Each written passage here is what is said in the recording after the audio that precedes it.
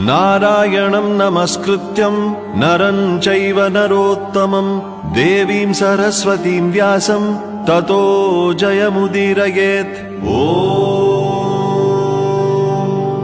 अथ सकल सौभाग्यदायक श्री विष्णु सहस्रनाम स्तोत्रम्। शुक्लांबरधरं विष्णुं शशिवर्णं चतुर्भुजं प्रसन्नवदनं ध्यायेत् सर्वविघ्नोपशान्तये। यस्य द्विरदवक्त्राद्यः पारिषद्यः परशतं विघ्नं निघ्नन्ति सततं विश्वक्सेनं तमाश्रये।